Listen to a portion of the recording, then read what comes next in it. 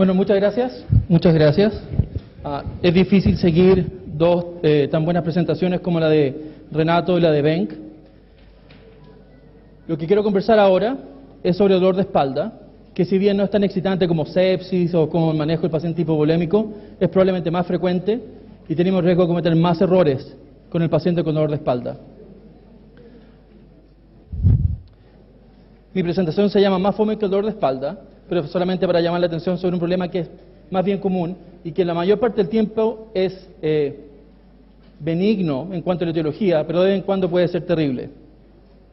Conflictos de interés. Como ya dije, no tengo ningún conflicto con compañías farmacéuticas o con compañías que produzcan aparatos médicos. Sin embargo, me interesa que al final de estas 20-25 minutos sean capaces de tener los conceptos claros del manejo del dolor de espalda en el servicio de urgencia. En general me gusta partir por la conclusión, porque esto sirve para saber qué son las cosas importantes que tienen que rescatar después de los 20 minutos y sirve para proveer contexto de las cosas que voy a decir. Con el dolor de espalda en el servicio de urgencia, nunca bajar la guardia, siempre buscar los signos de alarma, que vamos a hablar sobre eso, ser metódico en la historia y en el examen físico, siempre considerar las causas letales e invalidantes. No significa que tienen que hacerle exámenes a todos los pacientes para buscar las causas letales o invalidantes, pero tienen que pensarlas al menos. Y cuando están pensando en compresión medular, cada minuto que pasa son neuronas que se murieron, que no van a volver, y el paciente va a quedar con ese déficit. Tiempo es médula espinal. ¿Cuál es la perspectiva del dolor lumbar en el servicio de urgencia? Es aburrido, y espero que no estén ustedes así en este minuto con la conferencia, pero todos sabemos lo frustrante que es el dolor lumbar en el servicio de urgencia. Frustrante tanto para los pacientes, como para los doctores, como para la enfermera. Los pacientes habitualmente van con dos problemas. Uno, quieren que les curen el dolor, y dos, que le digan por qué le duele la espalda. Lamentablemente en los servicios de urgencia, habitualmente no somos capaces de hacer ninguno de los dos. En cuanto al dolor, vamos a hacer nuestro mejor esfuerzo, vamos a tratarlos con lo que sea necesario, pero hay un porcentaje de los pacientes que se va a ir para la casa con un dolor menor, pero con dolor al fin y al cabo. Y la mayor parte del tiempo no somos capaces de decirle con ciencia cierta, bueno señor, a usted le duele la espalda por esto y por esto. Tampoco que necesitemos hacerlo. Como ya hemos dicho muchas veces hoy día, nuestro trabajo es descartar las causas letales e invalidantes. Las causas que no son ni letales ni invalidantes pueden ser manejadas por nuestros colegas de los servicios primarios, por nuestros colegas internistas, por otra gente. No es nuestra pega. Es muy caro. Sabemos que el dolor de espalda es una causa frecuente de ausentismo y una causa frecuente de invalidez. Esa es la primera causa de ausentismo laboral en los países desarrollados. Y para los pacientes que tienen sospecha de alguna causa letal de dolor de espalda, la cantidad de recursos necesarios para manejar a estos pacientes tiende a ser bastante grande. Sin embargo, como dice un amigo, de vez en cuando, este es un mar de aburrimiento salpicado con algunas catástrofes que lo pueden matar al paciente. Esto básicamente para decir lo que ya dije. Acuérdense del dolor de espalda. Cada vez que vean un paciente, lo más probable es que no tenga nada grave, pero tienen que pensar sobre las cosas graves. ¿Cuáles son nuestros objetivos cuando vemos un paciente con dolor de espalda en el servicio de urgencia? Aliviar el dolor, hacer que el tratamiento sea lo más efectivo posible y descartar las causas letales de dolor de espalda. No voy a hablar en esta conferencia del manejo final del dolor de espalda, tratamiento farmacológico, tratamiento terapéutico. Me voy a concentrar en los conceptos generales e importantes que tienen que tener la próxima vez que vean un paciente con dolor lumbar. La aproximación. Y como dijo Stuart en la presentación sobre el dolor de cabeza, y como es cierto para casi todos los problemas que enfrentamos en el servicio de urgencia, lo que tienen que buscar son características del paciente que se desvíen de los patrones benignos del dolor, o del dolor de cabeza, el dolor de espalda, el dolor torácico. ¿Y cuáles son las cosas que tienen que hacerlos considerar? Que este dolor de espalda quizás no es un lumbago mecánico, quizás no es un dolor miofasciatario, quizás no es el paciente que está buscando licencia, que quizás hay algo más malo detrás que ustedes no han sido capaces de ver. Las cosas que tienen que pensar son extremos de edad. Para los que vemos niños adultos, un niño de 5 años consultando por dolor de espalda es raro. Un adulto mayor con dolor de espalda, si bien no es raro, tiene una mayor chance de ser una causa letal. Fracturas de compresión, por ejemplo. Y en niños menores de 5 años no es raro tumores de Wilms o algunos otros tumores medulares que se expresen con dolor de espalda. Inmunosupresión, pacientes con inmunosupresión farmacológica, tales como corticoides, o pacientes con inmunosupresión por enfermedades como HIV, asimismo como pacientes con enfermedad del tejido conectivo. Esos pacientes que tienen dolor de espalda hay que sospechar absceso, hay que sospechar discitis, hay que sospechar espondilitis. Síntomas neurológicos centrales, básicamente paresia o plegia de las piernas, incontinencia fecal o retención urinaria. Es raro. Síntomas sistémicos, una vez más fiebre, escalofríos, también considerando la etiología infecciosa. Pacientes con trauma evidentemente tienen mayor probabilidad de tener una fractura o dislocación. Pacientes con patología estructural de la columna. ¿Y quiénes son esos pacientes? Son dos poblaciones. Una, son pacientes que tienen por alguna razón instrumentalización de la columna, alguna fusión previa o alguna cirugía previa. Y los otros son pacientes con enfermedades tales como espondilitis anquilosante. Estos dos pacientes tienen un mayor riesgo de fracturas espontáneas o semi-espontáneas, con traumas muy menores. Pacientes con historia de cáncer, porque pueden tener compromiso vertebral por el cáncer, o aún peor y aún más difícil de diagnosticar, compromiso epidural por el cáncer, tales como sarcomas o linfomas. Y pacientes bacterémicos.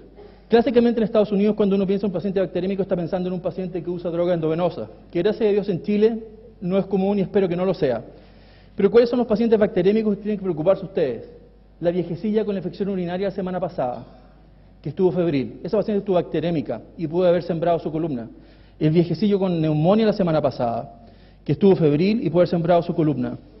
Pacientes con endocarditis, que hay muchos en este país, y hay muchos con lesiones valvulares. Esos pacientes son más proclives a bacteremia y por lo tanto son más proclives a abscesos epidurales. La historia sirve para identificar el dolor. Y la realidad es que no me interesa poco el tipo de dolor benigno, me interesa muy poco diferenciar entre el lumbago mecánico, la compresión del nervio ciático, la verdad me da lo mismo.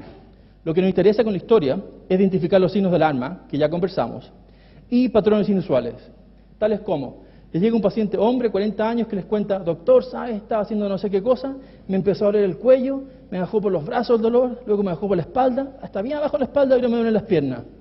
¿Qué es eso? Una disección aórtica. Y alguien que está o cansado o que tiene la guardia baja, va a decir, es dolor lumbar, le dolía la espalda, qué sé yo, aspirina, dipirona, para la casa. Y el paciente se va a morir. Patrones inusuales son lo que ustedes tienen que pescar cuando están haciendo la historia de los exámenes de los pacientes. El examen físico es importante. Es importante por dos cosas. Uno, porque ayuda a crear la relación médico-paciente. La otra cosa es que tiene que ser completo y metódico. Mis residentes saben, cuando me están presentando pacientes en mi servicio de urgencia, que se me viene a contar de un paciente con dolor de espalda y me dicen, no tiene ningún signo de alarma, está todo bien, lo voy a dar analgésico para la casa. Yo voy a ver al paciente y me encuentro con el paciente vestido y con los zapatos, mi residente sabe que está en problema, porque mi residente sabe que no le hizo un examen físico. Un paciente con dolor de espalda necesita un examen físico completo, incluyendo los pies. Cosa importante. Pacientes con dolor de espalda, que son realmente benignos como el lumbago, van a tener algún grado siempre les va a doler la espalda cuando uno los toca. Pacientes que uno lo examina y no les duele la espalda a la palpación, habitualmente la patología es retroperitoneal y no es realmente patología de espalda, como disección aórtica o hematomas retroperitoneales. Si un paciente lo examinan y le duele la espalda, pero también le duele la guata, ese paciente tiene algo en la guata que le hace doler la espalda y no es realmente un lumbago. El examen cardiológico es importante, una vez más para buscar soplos, porque si un paciente le duele la espalda, tiene soplo y tiene fiebre, boom, endocarditis que sembró la columna. Es muy importante. El tacto rectal no es necesario en todos los pacientes, es necesario en pacientes que tienen una historia que los hace pensar de compresión medular. Pero si el paciente tiene una historia benigna y un examen físico benigno, sin ninguna lesión focal, no es necesario el tacto rectal. Y lo que va a ser muy importante, y es muy útil, es el residuo postmiccional. ¿Todos saben lo que es el residuo postmiccional? ¿Alguien sabe? El residuo postmiccional es lo que queda en la vejiga después que alguien orina lo más que puede. Básicamente uno le dice al paciente, mire señor o señora, vaya al baño y haga todo el pipí que pueda. Pero todo hasta la última gota. Y lo que queda en la vejiga es el residuo postmiccional. ¿Cuánto es lo normal? En algún lugar entre 100 y 200. Probablemente 150 es el número más apropiado. Sin embargo, la mayor parte de los estudios fueron hechos con 100 como límite superanormal. Aún si bien 150 es probablemente normal, todos los estudios son con 100. Es importante que lo tengan en mente. ¿Y cómo se calcula el residuo postmiccional? El residuo postmiccional se puede calcular de tres formas. Una Si tienen un hospital con bladder scan, solamente le piden a la gente que maneje el bladder scan que determine el volumen postmiccional. Si no tienen bladder scan y tienen ultrasonido, uno puede hacer la medición con ultrasonido, y es bien simple, es 0,52 por el alto, por el ancho, por el largo de la vejiga. Y si no tienen ni bladder scan, ni ultrasonido, simplemente pueden sondear al paciente y ver cuánta orina tiene en la vejiga. Más de 100 cc se considera anormal. Más de 100 cc es anormal. ¿Y por qué eso es importante? Hay varios estudios que muestran que la ausencia de retención urinaria o la ausencia de un residuo postmiccional mayor a 100 en la presencia de dolor lumbar, sospechando compresión medular, tiene un valor predictivo negativo de 99.99. Dicho de otra forma, si ustedes tienen 10.000 pacientes con dolor lumbar que están preocupados que tengan una compresión medular y que no tienen retención urinaria, solo 1 en 10.000 va a tener una compresión medular. Es probablemente uno de los exámenes físicos más poderosos que uno puede hacer en la clínica diaria. El laboratorio. Esto es muy a la par de lo que dijo Renato en la conferencia anterior. La importancia es circunscrita. No hay que pedir exámenes de sangre a todos los pacientes con dolor lumbar. De hecho, la minoría de los pacientes requiere exámenes de sangre en dolor lumbar. Hay dos poblaciones que van a requerir exámenes de sangre, o exámenes en general. Una son los pacientes que están sospechando patología renal, un cálculo renal o algo por el estilo. Y eso básicamente es saber cuál es la función renal y ver si tienen hematuria. Y los pacientes que tienen sospecha de patología infecciosa, absceso epidural, espondilitis y discitis. ¿Y qué exámenes? La VHS mayor de 20, que es actualmente el límite superior normal, es casi, y en la práctica, 100% sensible para el absceso epidural. Esto es un estudio grande del grupo de la Universidad de California en San Diego, que agarraron numerosos pacientes con abscesos epidurales, investigaron básicamente el comportamiento epidemiológico, hicieron una regla de validación interna y luego lo validaron externamente. Todo eso para decir que la proteína se reactiva y la velocidad de cimentación, las áreas bajo la curva, son casi 100% sensibles. Y vamos a discutir exactamente el detalle de eso casi al final. Es decir, exámenes a pocos, muy pocos. Y ahora viene el problema de las imágenes. ¿Quién necesita imágenes? ¿Qué tipo de imágenes? ¿Y en qué momento? Una vez más, imágenes solo los pacientes que tienen signos de alarma. Si un paciente no tiene signos de alarma, no necesita imágenes. Que es lo mismo que dijo Stuart cuando hablaba de dolor de cabeza. Si un paciente no tiene signos de alarma de dolor de cabeza, no requiere un escáner. Si un paciente no tiene signos de alarma de dolor de espalda, no requiere ninguna imagen, ni siquiera una radiografía. Es importante saber en qué segmento anatómico están pensando el problema está, y hay que ver la cronicidad. Partamos por las cosas que tenemos disponibles. La radiografía.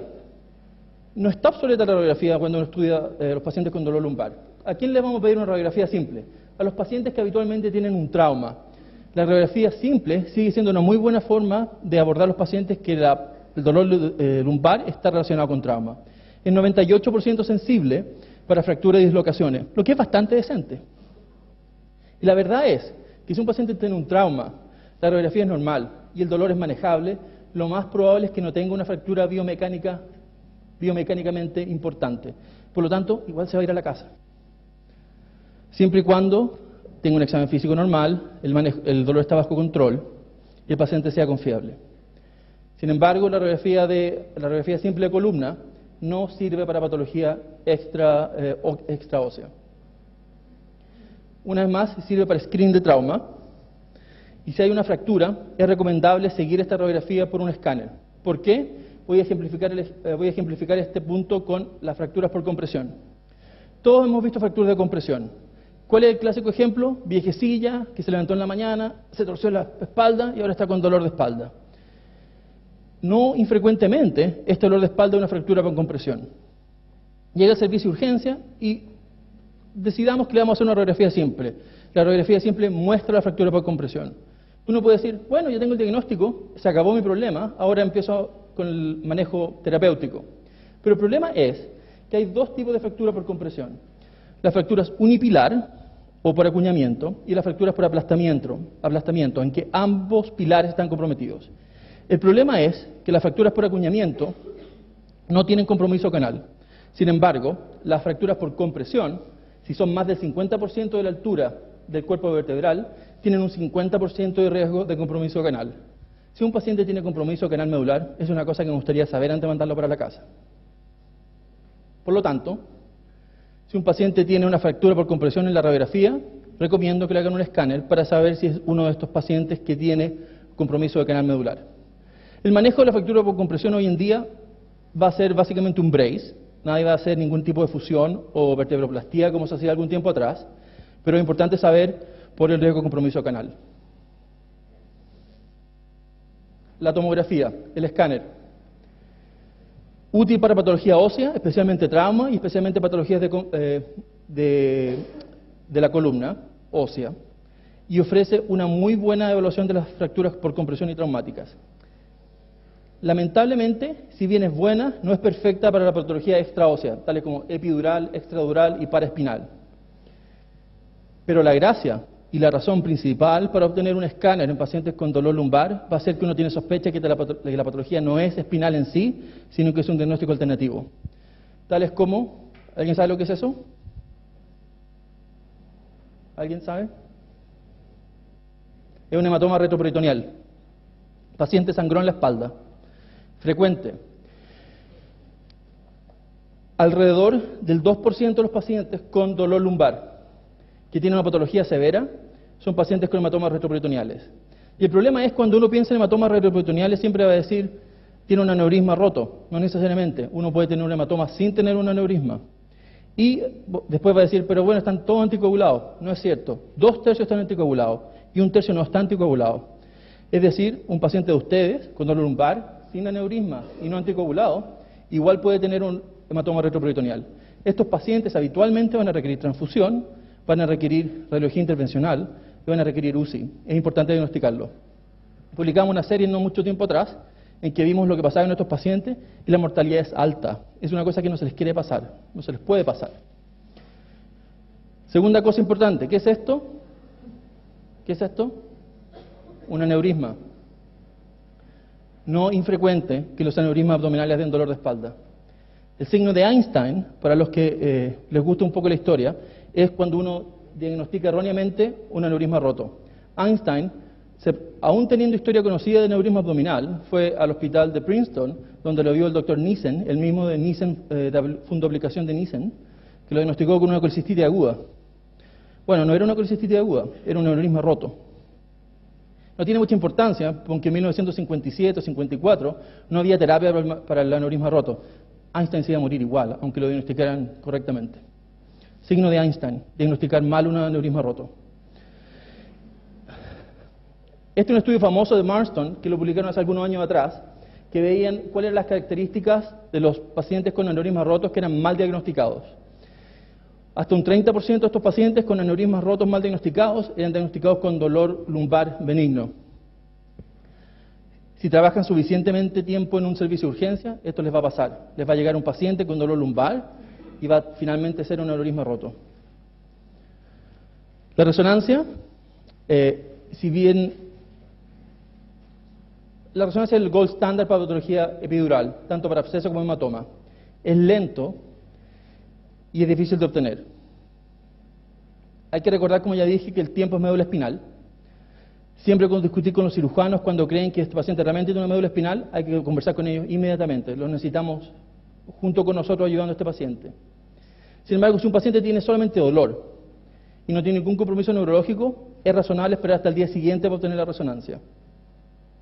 Y una breve mención a las catástrofes que no se les puede pasar en el servicio de urgencia.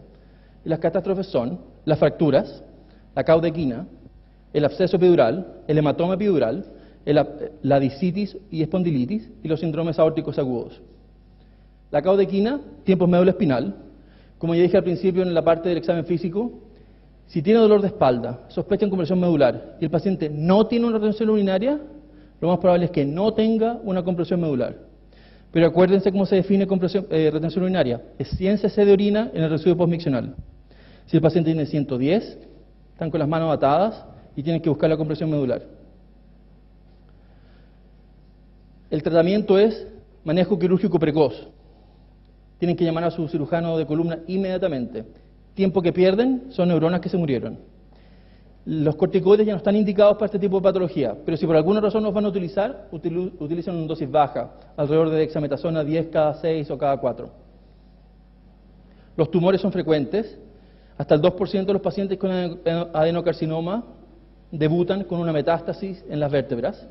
Y de todos los pacientes con dolor lumbar y cáncer, hasta un 88% tiene metástasis en las vértebras. Es común. El dolor es insidioso. Cuando la patología está en la vértebra, el escáner es capaz de diagnosticarlo. Sin embargo, acuérdense que los adenocarcinomas atacan la vértebra, pero los linfomas, los sarcomas y algunos otros tumores se ubican en el espacio epidural y el escáner no los va a diagnosticar a menos que sean bastante grandes.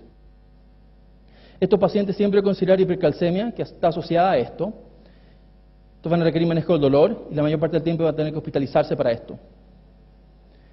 Absceso, como ya dijimos, el diagnóstico es difícil. Siempre considerar en pacientes con bacteremia, y estoy hablando del viejecillo con alguna infección en las últimas 2 semanas. No piensen en el usuario de drogas endovenosas.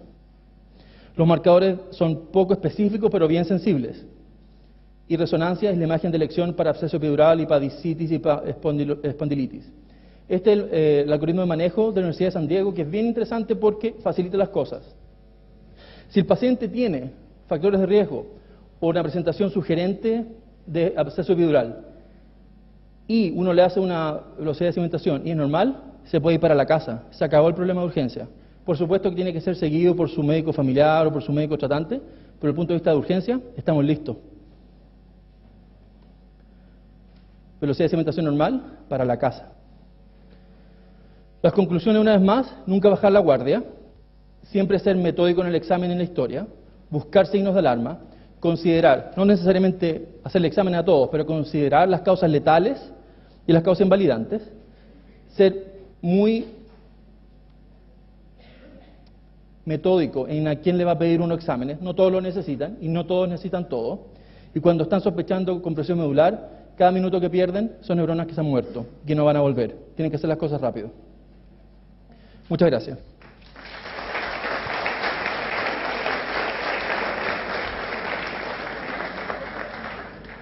Gracias, doctor Cabrera. ¿Tenemos tiempo para una pregunta? Tenemos una pregunta acá. Frente a un paciente que consulta a la urgencia por un dolor lumbar agudo y que nos parece que no tiene ningún signo de alarma, ¿cuál es el esquema analgésico que más recomendable en ese caso? Bueno, la respuesta a esa pregunta es, depende de dónde trabajen y dependen de las expectativas de tu paciente. Por ejemplo, en el servicio de urgencia que yo trabajo, los pacientes habitualmente esperan narcóticos como manejo del dolor de espalda. En Chile es menos frecuente usar narcóticos para el dolor de espalda. No hay ningún trabajo que demuestre que un esquema analgésico es mejor o peor que otro esquema analgésico. Y hay muchas recetas de cocina, hay gente que le gusta usar relajantes musculares como benzodiazepina, gente que no le gusta, gente que le gusta usar antiinflamatorios no esteroidales, gente que no le gusta, gente que le gusta usar opiáceos, gente que no le gusta. Y la verdad, todos están en lo correcto y todos están equivocados. No hay ninguna razón para usar uno ni lo otro.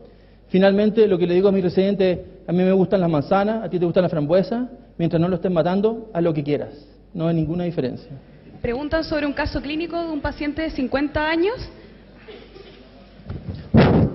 que consulta por dolor lumbar y además tiene una hipertrofia de la próstata. En ese caso, ¿qué valor darle al residuo miccional si es de 100 cc? Es una buena pregunta. No tengo una respuesta para la pregunta.